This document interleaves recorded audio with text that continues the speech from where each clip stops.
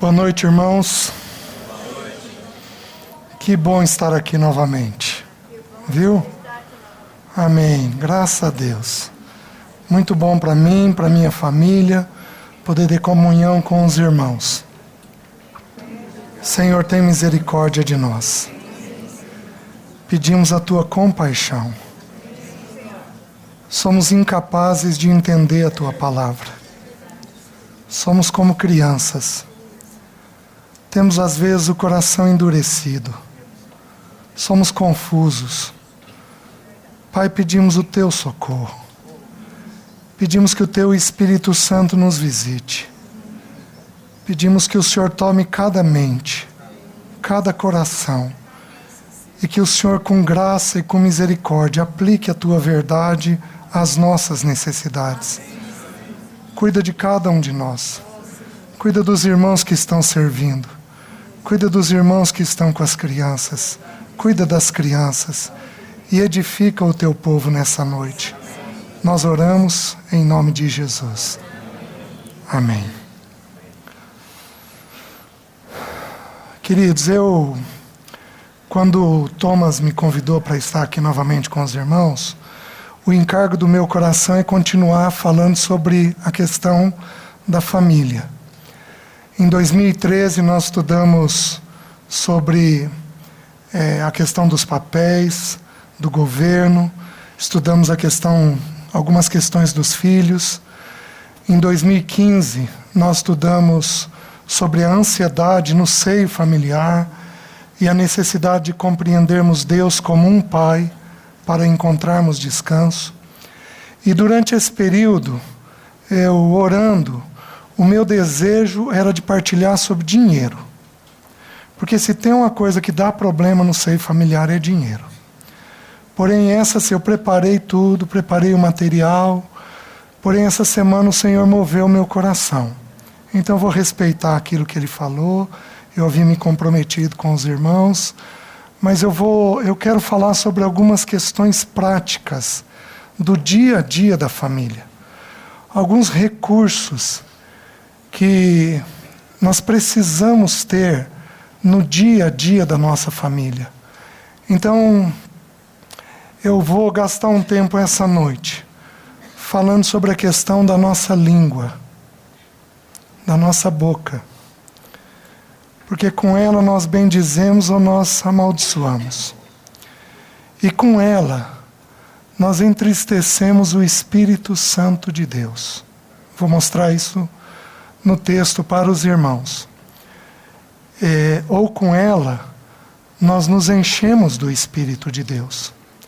Então eu queria citar um texto básico. Eu queria que vocês abrissem em Provérbios 15.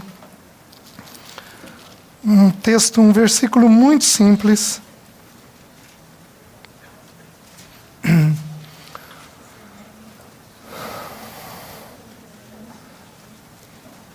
Provérbios capítulo 15. A Bíblia nos ensina que, em Tiago, que o homem que domina a língua é capaz de refrear todo o seu corpo. Eu não domino doce, sinal que eu não domino a língua. Se você não dominar o dinheiro, é um sinal que você não domina a língua. Se você não dominar os pensamentos, é um sinal que você não domina a língua. Se você não dominar suas compulsões, trabalho, sexo, fala, e vai por aí afora, é um sinal que a língua ainda não está dominada. Particularmente, o pecado da língua, eu acho que é como aqueles pecados bem básicos, bem basais, que tocam todos nós. Todos nós em algum momento temos orgulho, todos nós em algum momento somos resistentes, todos nós em algum momento, em muitos momentos, pecamos com a língua. Olha essa porção das Escrituras, Provérbios 15, 3. A língua serena é árvore de vida. Queridos, deixa eu fazer uma pergunta. 4, desculpem. A língua serena é árvore de vida. Deixa eu fazer uma pergunta. Quem é a árvore da vida? Eu podia fechar, parar e a gente ir embora entendendo uma coisa tão básica e tão essencial. A pessoa do nosso Senhor, ela aparece na nossa vida, em especial, por uma língua serena. Nenhum de nós a tem, mas o Senhor diz que nós devemos buscá-la. O Senhor diz que nós devemos nos empenhar para alcançar ela. O Senhor Jesus, ele foi aquela árvore plantada junto à corrente de águas, cuja folhagem nunca murchou. O Senhor Jesus nunca falou uma frase além do que ele deveria falar. O Senhor Jesus nunca pesou numa expressão além do que ele deveria pesar. O nosso Senhor Jesus nunca foi omisso numa verdade que precisava ser dita. O nosso Senhor Jesus foi uma árvore plantada junto a ribeiros, cuja língua nunca errou, nunca falhou. Ele é o nosso modelo. E a língua serena, a língua dócil, a língua branda. Se o Senhor nos permitir, amanhã nós vamos ver esse texto que eu vou citar agora. A língua que encobre as transgressões. Essa língua é a língua que leva aos outros a árvore da vida. Que leva aos outros a pessoa do nosso Senhor Jesus. Eu preciso levar a minha esposa e aos meus filhos a pessoa do Senhor. Mas essa pessoa não é levada se a minha língua não for tocada. Então, eu gostaria de mostrar para os irmãos que não há condições de edificarmos a nossa casa no Senhor se o Senhor não nos visitar, nos ajudando na maneira nossa de falar, na maneira nossa de conversar. Nós somos especialistas em machucarmos uns aos outros. Nós ferimos e nós somos feridos com a nossa língua. Infelizmente, a Igreja de Deus, salvaguardando alguns irmãos, tem esse péssimo hábito. E as casas têm este péssimo hábito. Corremos o risco de termos uma geração após nós que não é tão firmada no Senhor. Sabe por quê? Porque a nossa língua, ela é pesada na nossa mesa. Muitos filhos, inclusive eu vivi esse problema. O que eu estou falando para os irmãos, eu tive que me posicionar. Muitos irmãos têm filhos desanimados e abatidos, porque a mesa, a casa, é pesada por causa da língua. A língua serena, ela leva a árvore da vida. Ela leva a pessoa do nosso Senhor Jesus. Então, a primeira coisa que eu estou pondo em destaque é que nós temos um problema com relação ao nosso falar dentro dos nossos lares. Queridos, o assunto é tão sério,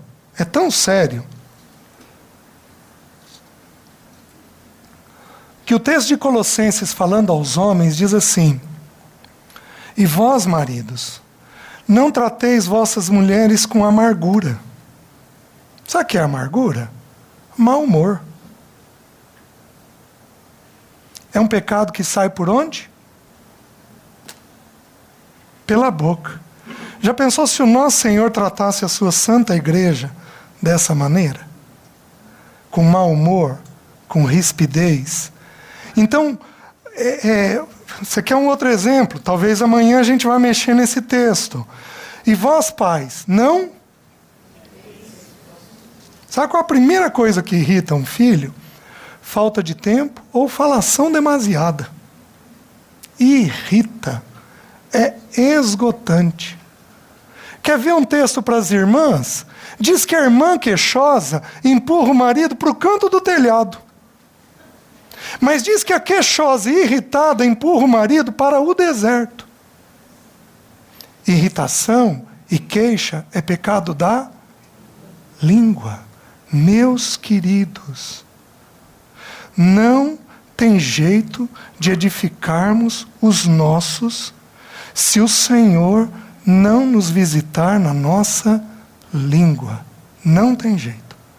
Precisamos de graça e de misericórdia do Senhor para aprendermos essa lição de edificarmos uns aos outros. Eu vou fazer uma aplicação do texto, porque o texto por si só já diz. O Senhor Jesus, quando conta a parábola do semeador, em Lucas 8, em especial, vai sair essa expressão, o Senhor diz assim, a palavra, a semente é a palavra de Deus. Meus queridos, isso daqui é uma semente que frutifica. Isso daqui é a palavra. Eu vou fazer uma aplicação. Nossa palavra também é uma semente. De abrolhos e espinhos, se ela for falada de um jeito errado. Ou de coisa santa e bendita, se ela for falada segundo Deus, segundo o entendimento de Deus. Precisamos de uma visitação do Senhor nos nossos lares. Precisamos. Alguns homens aqui são desanimados, porque sua mulher fala demais. Alguns filhos aqui são irritados, porque os pais falam demais. Algumas mulheres são desesperadas, porque seus maridos falam de menos. O que também constitui pecado. Precisamos desse toque do Senhor. Então, estou pondo em destaque um primeiro ponto. Gostaria de pôr em destaque um segundo ponto para os irmãos. Abram em Lucas, capítulo 11. Versículo 9. Diz assim: Por isso vos digo, pedi e dar-se-vos-á. Buscai e achareis. Batei e abrir-se-vos-á. Pois todo o que pede recebe, o que busca encontra, e a quem bate, abrir-se-lhe-á. Qual dentre vós é o pai, que se o filho lhe pedir pão, lhe dará uma pedra?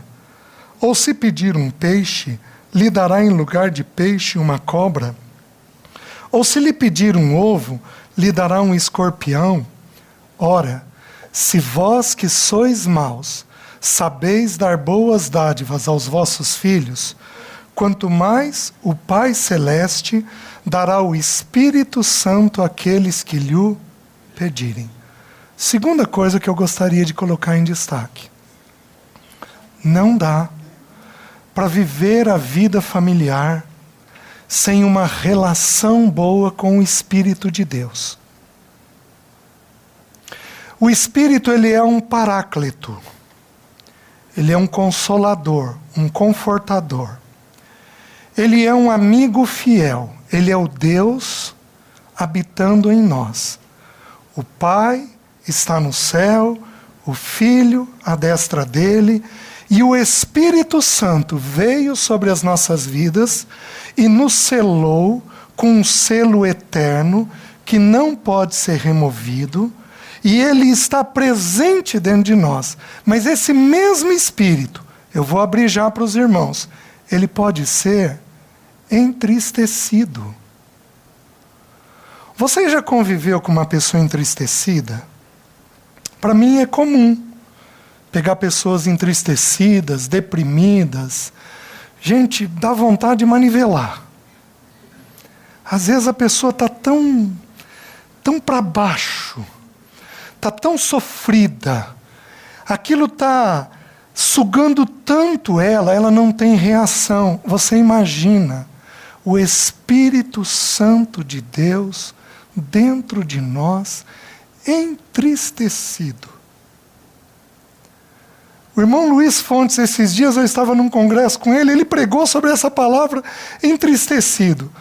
Sabe o que significa no original? Um pai sepultando seu filho.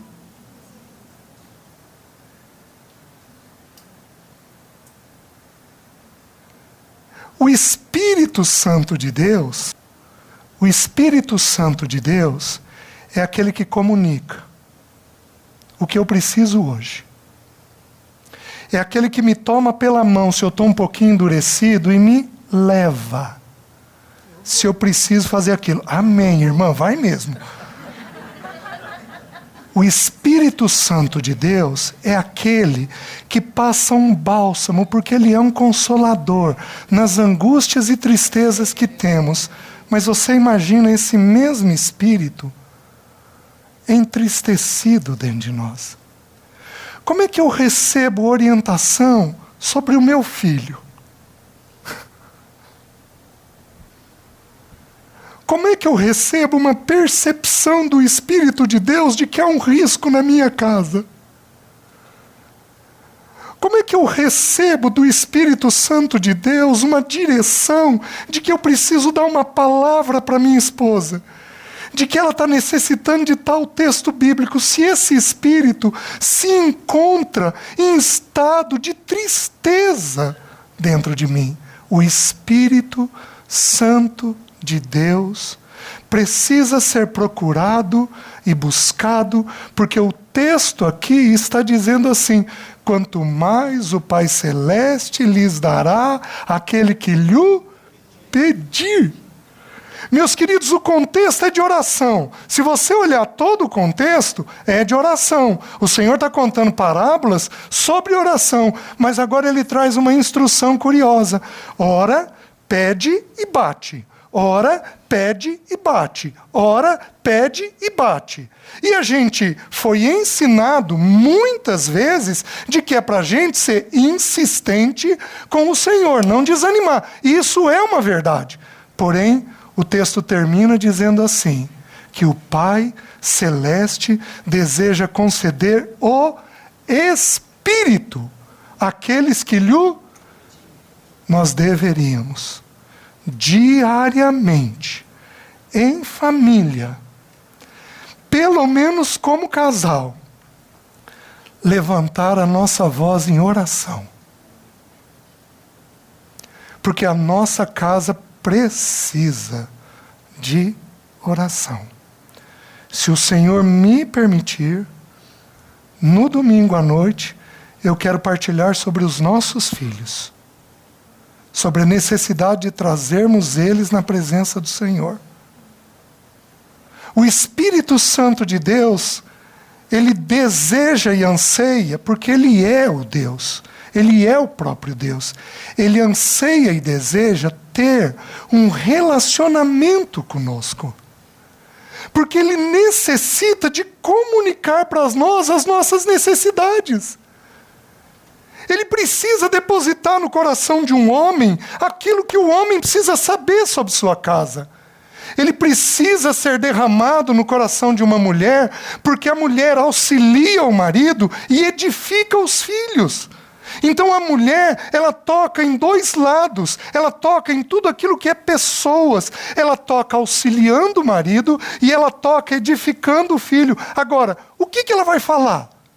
O que ela vai comunicar? O Espírito Santo de Deus deseja se fazer presente na nossa vida, no nosso coração, nos enchendo dele mesmo, para que ele possa então dizer o que nós necessitamos. Mas esse Espírito não pode ser entristecido. Ele precisa ser buscado. Ele precisa ser ansiado. Ele precisa ser desejado. Eu tomei uma decisão quando o Senhor depositou esse texto em mim alguns anos atrás. Raramente eu passo uma manhã sem pedir para o Senhor: Senhor, me ajuda com o teu Espírito. Não me deixa te entristecer com minha boca. Não me deixa te entristecer com minhas mãos, com os meus pés. Aquilo que eu faço, aquilo que eu decido, aquilo que eu falo. Não me deixa trazer tristeza sobre o Senhor. Porque, queridos, senão ele perde o vigor dentro de mim. Você já foi numa casa que acabou de sepultar uma pessoa? Possivelmente a grande maioria de nós aqui já teve essa experiência. É uma experiência de abatimento, de tristeza, de falta de vigor, de prostração, onde as pessoas não sabem o que vão fazer. Esse é o Espírito de Deus entristecido dentro de nós. Acaba-se o frescor, a alegria, o gozo. Por isso, o segundo entendimento que eu estou colocando, o primeiro é que a minha fala leva à árvore da vida. O segundo é que o Espírito precisa ser pedido. O texto de Efésios, que nós vamos abrir agora, mas que nós não vamos chegar ao ponto de estudar isso. Ele diz, se enchendo do Espírito. É um ato contínuo. Eu tenho que fazer isso continuamente, porque é uma relação com uma pessoa. Eu preciso ter essa proximidade com essa pessoa. Mulher, peça esse Espírito. Mãe, clame por esse Espírito. Peça para Ele te dirigir naquilo que vai acontecer no dia, naquilo que é necessário saber, em como se precisa cuidar dos seus. Então, com essas duas coisas em mente, vamos até o texto de Efésios, capítulo 4, versículo 29. Vamos começar com o versículo 25. Efésios, capítulo 4, versículo 25. O texto nos diz assim: por isso, deixando a mentira, fale cada um a verdade com o seu próximo, porque somos membros uns dos outros. Irai-vos e não pequeis. Não se ponha o sol sobre a vossa ira, nem deis lugar ao diabo. Aquele que furtava, não furte mais. Antes, trabalhe fazendo com as próprias mãos o que é bom, para que tenha com o que acudir ao necessitado. Não saia da vossa boca nenhuma palavra torpe, e sim unicamente a que for boa para edificação, conforme a necessidade, e assim transmita graça aos que o ouvem.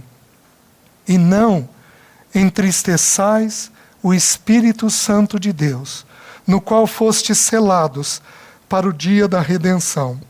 Longe de vós toda amargura e cólera, e ira, e gritaria, e blasfêmia, e bem assim toda a malícia. Antes, sede uns para com os outros benignos, compassivos, perdoando-vos uns aos outros, como Deus também, em Cristo Jesus, vos perdoou. Até aqui. Meus queridos, se eu pegar o texto anterior e o texto posterior de entristecer o Espírito, a grande maioria dos pecados descritos são pecados da língua. Por isso, deixando a mentira, fale cada um a verdade. Você mente? Adolescente, você mente? Mente. Às vezes sem querer. Mas você vai ter problema com mentira. Nós adultos mentimos muitas vezes. É um pecado. E é um pecado da língua. Por isso, deixando a mentira. Homem, presta atenção no que eu vou falar para você. Não pôr uma verdade na mesa também é não tratar a verdade. Não tratar um assunto que precisa ser tratado também é não lidar com a verdade. Você não precisa apenas mentir para não estar falando a verdade. Você pode não tratar uma verdade para não lidar com ela. Isso também constitui pecado. Se é necessário falar, nós não temos outra coisa a não ser falar uma verdade. Se não é para falar, nós não temos outra coisa a fazer. Se não falar essa verdade. A verdade precisa ser dita. Então a primeira coisa que o texto está dizendo para o Espírito Santo é que esse Espírito, ele anseia para que nós lidemos com a verdade. Porque ele é Espírito é da natureza dele. O Espírito que habita em nós só vai pôr do que é próprio da natureza dele. É da natureza dele ser verdadeiro. Então ele põe a verdade para fora, quando é tempo e quando é modo de colocar aquela verdade. Mas não apenas isso, aí ele diz assim: irai-vos e não pequeis. Meus queridos, tem uma ira que é santa, que é justa, que é de Deus. Por quê? Porque ela diz assim, o texto: irai-vos e não pequeis.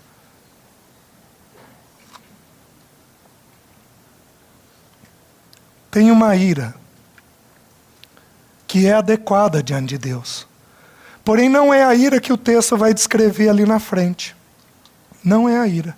A ira que o texto vai descrever é a nossa, que eu vou descrever mais daqui a pouquinho para os irmãos.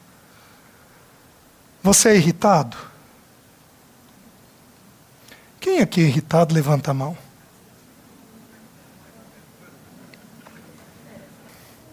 E sabe qual é o grande problema? É que o texto diz assim: nem deis lugar ao diabo. Uma irmãzinha aí, levanta a mão, das que levantou a mão, que é irada. Olha o que o diabo faz.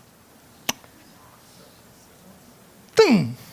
Aí ela pensa assim: vou matar. É? Sabe por que você pensa isso? Nem deis lugar ao diabo. É um dos poucos pecados, existem dois nas Escrituras, que abrem espaço para o diabo na nossa mente. O perdão, a falta de perdão, porque o texto de Coríntios, segundo aos Coríntios, Paulo diz assim: a quem perdoais alguma coisa, eu também perdoo, para que Satanás não alcance vantagem sobre nós. Satanás encontra espaço quando nós não perdoamos. Assim como ele encontra espaço quando a nossa língua é uma língua irritada dentro de casa. Ele avança. Aí ele fala do furto, que não é um pecado da língua. Depois ele vai e ele diz assim: não saia da vossa boca nenhuma palavra torpe. Essa palavra torpe significa pobre, podre, que não presta para ser usado, que não tem jeito de ser usado, e sim unicamente a que for boa para edificação e assim transmita graça aos que ouvem. Meus queridos, nós necessitamos de uma visitação do Espírito Santo de Deus em nós. Ele precisa santificar a nossa língua. Senão nossas casas não serão edificadas segundo o Senhor. Não serão edificadas. Esses dias o Senhor está depositando um texto no meu coração. E eu estou tentando avançar nele. Um texto que diz assim: o que encobre a transgressão adquire amor. Você quer amar os seus em casa? Homem, você quer amar tua mulher? Mulher, você quer amar teu marido? Pais, você quer amar seus filhos? Filhos, você quer amar seus pais? Sabe como é que você adquire amor? Encobre a transgressão. Não deixa a tua mente, o teu coração, o diabo, não deixa a pessoa que for ficar descobrindo o pecado dos outros dentro de você. Porque isso acaba com o frescor do Espírito Santo de Deus dentro de nós. E o amor vai embora. Queremos ser uma porção do corpo do Senhor que tem amor. Sabe o que nós temos que fazer? Encobrir a transgressão. Encobrir não significa não tratar. Se queremos ser uma porção do corpo do Senhor, conhecido pelo amor do Senhor, nós vamos ter que aprender a cobrir os pecados. Só tem uma pessoa no nosso meio que pode descobrir pecados. Aquele que se acha investido de autoridade para tratar o pecado. O pai pode descobrir o pecado do filho. A mãe pode descobrir o pecado do filho. O pai pode descobrir o pecado da esposa. O marido pode descobrir da esposa. A esposa pode descobrir do marido, com a finalidade de tratar. Uma vez tratado, encobrimos o pecado. Senão, nós vamos fazer o que o texto avança.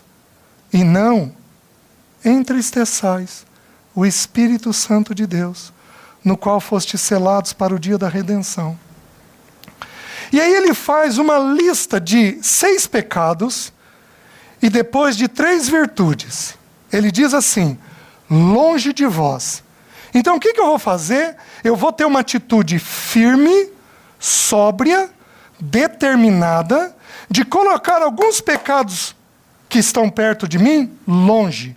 Eu vou fugir destes pecados, com a expressa finalidade de manter o enchimento do Espírito, de manter o frescor do Espírito dentro de mim. Eu tenho que ter, assim como a língua serena é árvore de vida, assim como o Espírito Santo precisa ser pedido, eu também tenho que ter a firme determinação de me afastar de determinadas coisas. Quais coisas são essas?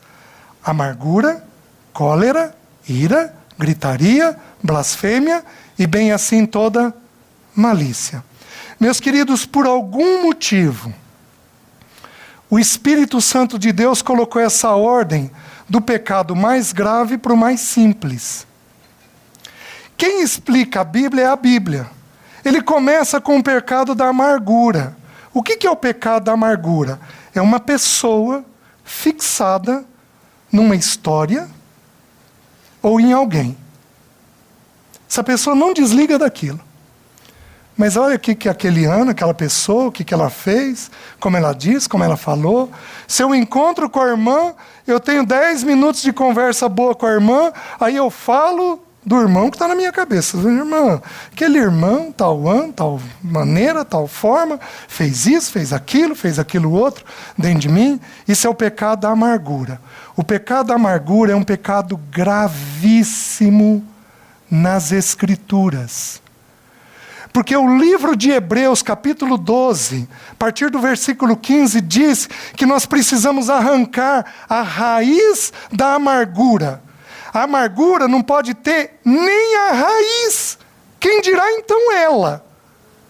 Por que é um pecado grave? Porque na descrição do livro de Hebreus, levanta o caso de Esaú. E diz que Esaú, em lágrimas, buscou arrependimento e não encontrou. Sabe por quê? Porque a cabeça dele tinha ficado impregnado daquela lembrança, daquilo que foi feito, da ferida que foi causada. Quando você estuda a história de Esaú, diz que quando ele casa com as mulheres da região, ele trouxe amargor para os seus pais. Hebreus diz que quem tem amargura contamina quem está ao redor. O pecado da amargura é um pecado de ponta, é um pecado de avanço, é um pecado gravíssimo nas Escrituras, é um pecado que alguns dos irmãos têm risco de ter. Aqueles então que são mais sensíveis, mais perfeccionistas, às vezes mais dóceis, são irmãos que podem se machucar a tal ponto que, se eles não cuidarem, isso cresce dentro deles. Porém, eu queria fazer a ordem invertida. Porque a ordem invertida começa com malícia. Malícia, blasfêmia, gritaria, ira, cólera e amargura. O que é malícia nas Escrituras? É um discurso injurioso contra o bom nome de alguém. É um discurso injurioso contra o bom nome de alguém. Qual é seu nome? Antônia. Você viu, Antônia? Pois é. Pois é. Se a gente não cuidar, o pois é, estica. Vocês estão me entendendo? É o discurso injurioso contra o bom nome de alguém. Meus queridos, eu só converso com crente. Raramente eu converso com ímpio. Algumas vezes eu converso. Parece que o esporte preferido dentro das igrejas é falar dos outros. Que coisa triste. Como nós não poupamos os irmãos. E isso compromete a vida familiar. Longe de vós toda a malícia. Aprendemos a conversar sobre coisas, sobre situações. Aprendemos a orar, em particular, sobre as pessoas. Aprendemos a não difamar nem caluniar. O que é o difamar? O difamar é falar no pé da orelha. O caluniar é falar da Antônia publicamente. Mas tudo isso é pecado de malícia. Mas aí a gente vai um pouquinho mais. Aí entra na blasfêmia. Deixa eu só confirmar uma coisa aqui, meus irmãos. A malícia é esse desejo de injuriar. E a blasfêmia é pôr um rosto. É a Antônia. Desculpa, Antônia. Tudo bem? E aí eu passo a falar da Antônia. Mas eu sou tão crente que eu vou virar para a irmã. Irmã, Antônia está precisando de oração. Você está sabendo? Vou orar por ela. Muito bem. Ela não me perguntou o quê? O que eu não estou sabendo? Mas eu sou curiosa, hein? É? Então está aprendendo direitinho, irmã. A irmã disse que ela é curiosa. Então nós temos um desejo de falar dos outros. E depois nós colocamos um rosto que a gente quer. Oh, meus queridos. E não entristeçais o Espírito Santo de Deus.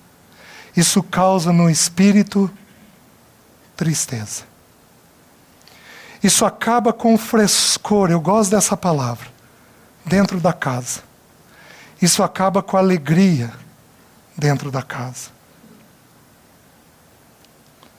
Aí diz assim, uma vez que eu tenho o desejo de falar mal e ponho num rosto, eu começo a gritar. Quem aqui tem problema de gritaria dentro de casa? Levanta a mão, por favor. Isso é um pecado mais difícil de ser admitido. Vamos fazer um pouquinho diferente. Que casa que tem este problema?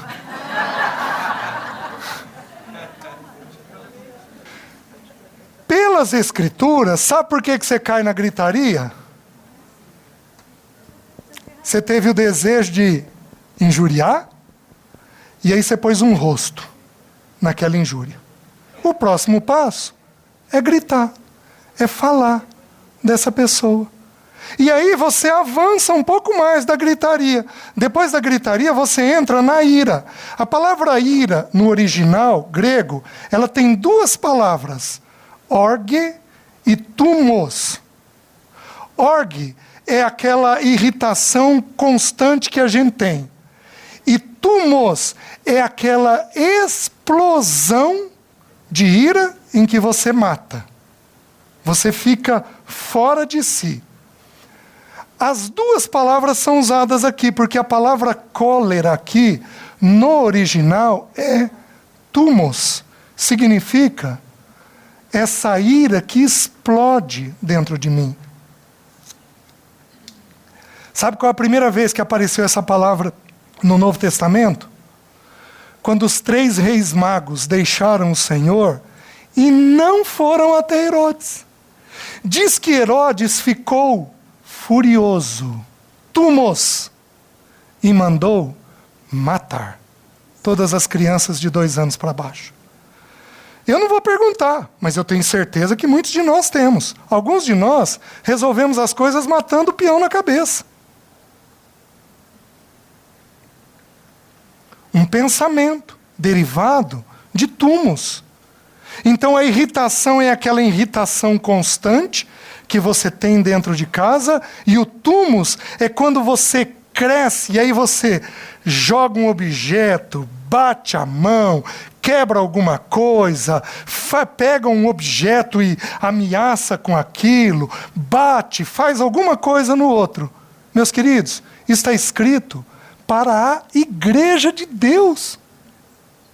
Isso aqui não é pecado de ímpio só.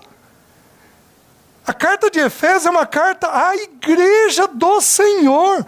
Nós sofremos com isso dentro de nós. Agora, você só tem ira, e você só tem o ódio, a ira e a cólera, porque você na sua mente fez o quê? Permitiu ter pensamentos ruins dos irmãos, das pessoas. E não entristeçais. Então eu tenho que tomar uma decisão firme e sólida de ter estas coisas longe de mim, longe de vós, amargura e cólera e ira e gritaria e blasfêmia e bem assim toda a malícia. Os meus filhos eram pequenos quando eu admiti diante deles, diante da minha esposa, diante deles, que eu era um sujeito bravo, irritado. Qualquer pessoa que me conhecesse na igreja ou na clínica diria que eu era um poço de sossego. Meus filhos me chamavam de bravo. Por quê? Porque eu tinha estes pecados dentro de mim. Eu vou te estimular a fazer o que eu fiz. Eu pedi perdão, eu pedi ajuda em oração para eles, e eu pus o joelho no chão pedindo graça do Senhor, para que aquilo não existisse dentro de mim. Hoje eu olho para trás e eu tenho uma compreensão mais ampla. Eu tenho a compreensão de que eu entristecia o Espírito.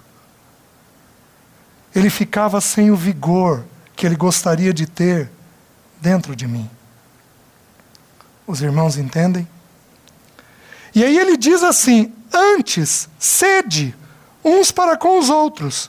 O que é o sede aqui? O sede é uma palavra interessante aqui, porque o sede significa antes, traga a existência. A palavra sede no original significa traz a existência. Então ele está dizendo assim, é para eu ficar longe de determinadas coisas, e é para eu trazer à existência o que não existe dentro de mim. Mas louvado seja o nome do Senhor. Porque o Deus que habita em nós, de acordo com Romanos 4,17, é o Deus que chama à existência as coisas que não existem. Nele, você pode ter as 3 próximas características. Nele, ele pode te fortalecer de tal forma que você faz existir em você aquilo que antes não existia. Ele pode. Não ache que pecado é uma coisa que não pode ser vencida, porque nele nós podemos vencer todas as tendências pecaminosas.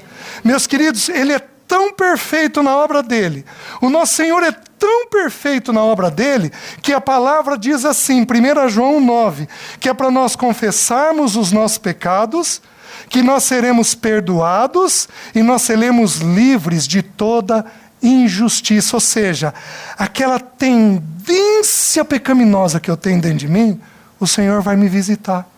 Ele não apenas perdoa o meu pecado, mas ele tira a tendência que eu tenho àquele pecado. A obra dele é perfeita dentro de nós. Precisamos lançar mão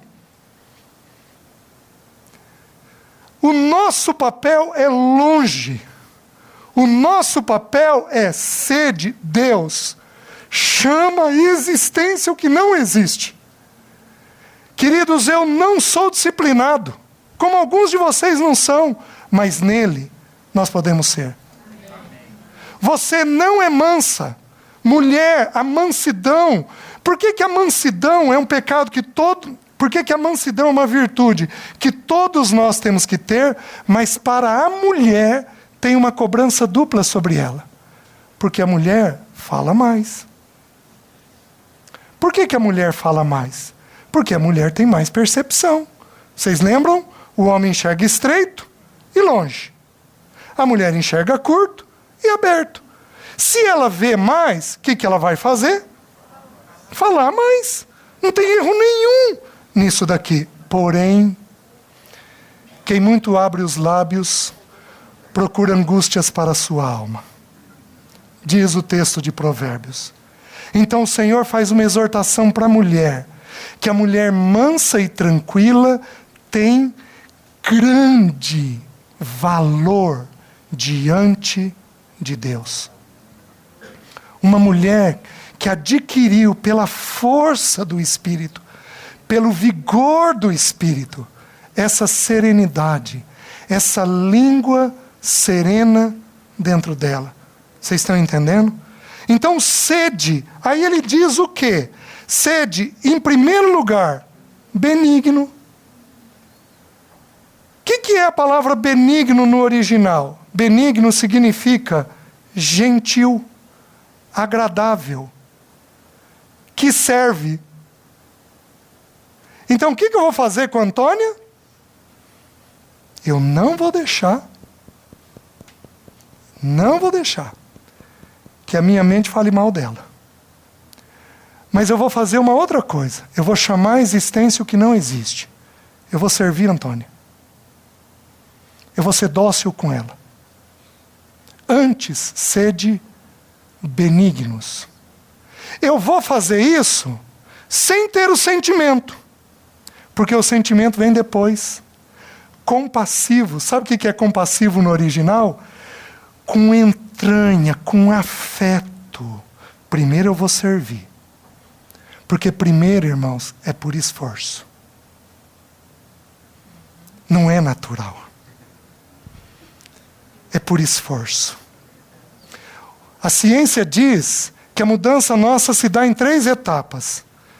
Isso a gente encontra, de uma certa forma, referendado nas Escrituras. A ciência diz que a mudança nossa se dá em 3 etapas. A primeira, entendimento. A segunda, esforço. A terceira, prazer. Entendimento, esforço e prazer. Olha o que a Bíblia está dizendo. Antes sede, eu vou entender que eu tenho que chamar à existência o que não existe. Depois eu vou me esforçar, eu vou ser benigno, eu vou servir a Antônia, eu vou ser dócil com ela, eu vou ser cuidadoso com ela. E então, o texto diz que eu vou ser compassivo com ela. Eu vou ter um sentimento adequado por ela. Meus irmãos, precisamos de uma visitação do Espírito Santo de Deus em nós, chamando à existência o que não existe em nós. Precisamos dessa visitação. E aí ele termina dizendo assim: perdoando-vos uns aos outros, como também Deus em Cristo Jesus vos perdoou. Então eu vou chamar à existência 3 coisas. Eu vou chamar à existência o ser benigno, o ser compassivo, e eu vou chamar à existência o perdão. A palavra perdão é uma palavra interessante. Ela é muito simples. Sabe o que significa a palavra perdão? Mandar embora. Despachar. Soltar. Vocês estão entendendo? Deus é o único que faz isso em dose única. Porque o livro de Miqueias nos ensina que Ele toma o nosso pecado e lança nas profundezas do mar. E um estudioso diz que põe uma plaquinha lá, proibido pescar. Para ninguém ir lá e ficar tirando. Deus lança na profundeza do mar o nosso pecado. Ele faz isso em dose única. Porém, meus queridos, o Senhor Jesus nos deu uma instrução em Mateus 18. Ele diz assim, que eu tenho que fazer 70 vezes. Sabe por quê? Porque o perdão é uma atitude. Ele não é uma falta de memória. Porque se fosse isso, a gente já está perdido. E aqueles que têm uma memória extraordinária, que se machucam? O perdão, ele em nós é uma atitude que precisa ser contínua. A Antônia me machucou. Ela veio, Senhor, já perdoei ela. Daqui 15 minutos, a Antônia me machucou. O que eu tenho que fazer? Mandar embora. Senhor, a Antônia já está perdoada. Tem um livro antigo chamado Esgotamento Espiritual, do Malcolm Smith, que ele conta, num dos capítulos, ele tem 2 capítulos sobre perdão nesse livro. Num dos capítulos, ele conta uma história de um irmão da liderança que feriu muito ele. E ele foi sendo consumido por aquilo. Um dia ele estava pregando e o irmão sentado. O desespero dele foi tão grande que ele largou o púlpito e saiu. Foi embora. Pegou uma estrada rural deserta, entrou na estrada rural e lá ele tomou uma decisão. Diz literalmente assim: Senhor, a partir de hoje, eu não discuto essa situação, nem comigo, nem com ninguém. Ele fez o despachar. O mandar embora. Meus irmãos, precisamos de uma visitação do Espírito Santo de Deus em nós, chamando à existência as coisas que não existem. Precisamos tomar uma atitude de longe e precisamos tomar uma atitude de sede, de chamar à existência aquilo que não existe dentro de mim. Amém?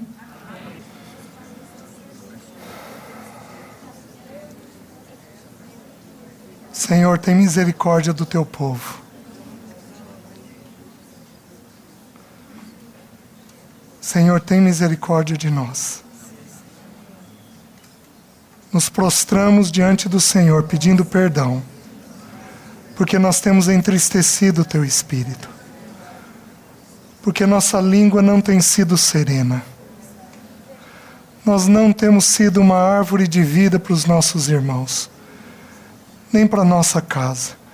Te pedimos perdão. E pedimos que o Senhor nos visite. Ajuda-nos a estar longe daquilo que é indevido. E ajuda-nos a trazermos à existência o que não existe dentro de nós. Dá-nos, Senhor, corações benignos, compassivos e perdoadores. Enche-nos do teu Espírito Santo. Enche-nos do teu Espírito Santo. Que nesse final de noite nós não te entristeçamos. Nem com a nossa boca, nem com o nosso falar, nem com o nosso caminhar. Senhor, ajuda-nos a te agradar, a trazer a tua glória, para que o teu nome seja glorificado. Nós oramos em nome de Jesus. Amém.